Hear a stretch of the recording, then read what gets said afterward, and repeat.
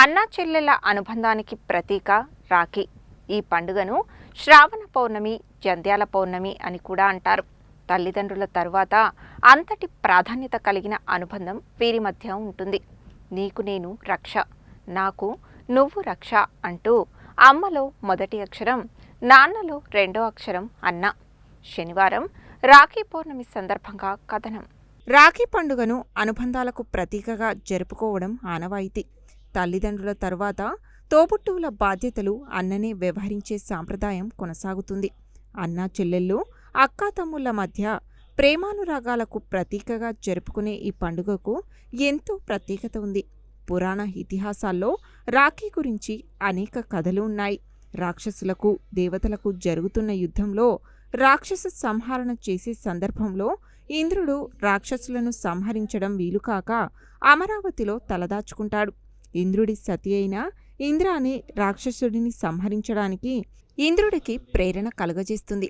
అందులో భాగంగా పార్వతి, లక్ష్మీ దేవతామూర్తులు శ్రావణ బౌద్ధ రాఖీ పౌర్ణమిన ప్రత్యేక పూజలు నిర్వహించి ఇంద్రుడికి రాఖీ కట్టి రాక్షసులను సంహరించడానికి పంపించగా రాక్షసుడిని వధించి దేవతలకు అధిపతిగా ఇంద్రుడు నిలుస్తాడు. దీన్ని స్ఫూర్తిగా తీసుకొని నాటి నుంచి రాఖీ పౌర్ణమి జరుపుకుంటారని చరిత్ర చెబుతుంది.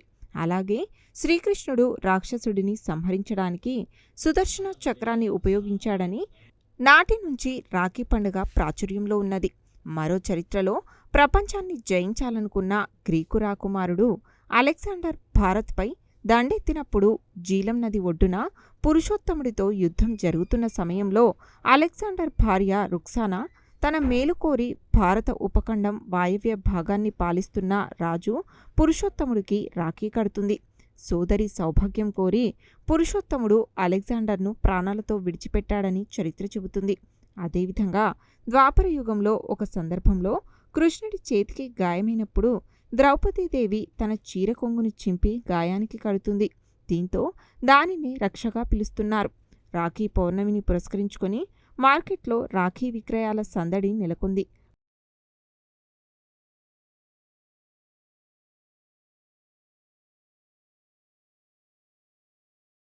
రక్షాబంధన శుభాకాంక్షలు. ఈ రక్షాబంధనం అనేది అన్నా చెల్లెళ్ళ అనుబంధానికి ప్రతీక. దీనివల్ల నా అన్నా చెల్లెళ్ళ మధ్య బంధము చాలా బాగుంటుంది. తమ్ముడు కానీ అన్న కానీ ఆడపడుచులకు రక్షణ ఇస్తూ ఉంటారు. ఇది అనాదిగా వస్తున్న ఆచారము. దీనివల్ల మహిళలందరూ ఎంతో ఉత్సాహంగా రక్షాబంధన కార్యక్రమాల్లో పాల్గొంటారు. భారతదేశ సనాతన ధర్మంలో అత్యంత పవిత్రంగా అన్నదమ్ములకు ప్రతీకగా దేశానికి రక్షగా జరుపుకునేటువంటి రక్షాబంధన్ కార్యక్రమాన్ని కూడా ఈ సంవత్సరం అత్యంత వైభవంగా జరుపుకోవాలని దేశ ప్రజలకు శుభాకాంక్షలు తెలియజేస్తూ రక్షాబంధన్ శుభాకాంక్షలు.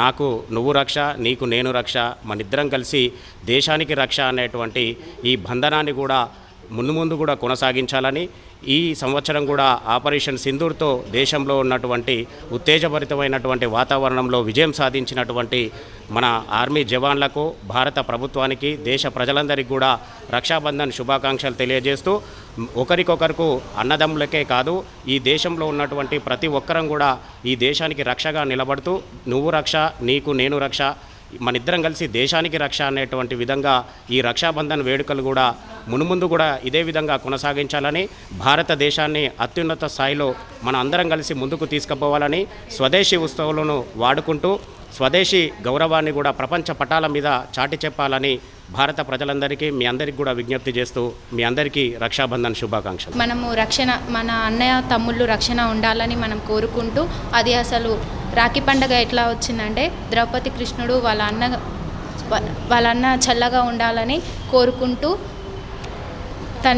తనకి రాఖీ కడుతుంటారు. అట్లాగే మన తెలంగాణలో కూడా అట్లానే మొత్తం స్వాతంత్రం మొత్తం అట్లాగే రాఖీ పండుగ జరుపుకుంటారు. ధన్యవాదాలు. మన పూర్వకాలంలో ద్రౌపది తన అన్న అయిన కృష్ణుడికి చల్లగా ఉండాలని, రాక్షసుల నుంచి తను రక్షణగా ఉండాలని చెప్పి రాఖీ అన్నకి రక్షణగా రక్షాబంధం కట్టింది. అప్పటి నుంచి మన భారతదేశంలో మొత్తం రక్షాబంధం జరుపుకుంటున్నాము. మన దేశం నుంచి వలస వెళ్ళిన ప్రతి భారతీయులు కూడా తన అన్నకి రాఖీ కడతారు. వాళ్ళ అన్న సుఖ సంతోషాలతో వర్ధిల్లాలని చెప్పి రాఖీ పండుగ మీద కూడా ఎన్నో సినిమాలు కూడా వచ్చాయి.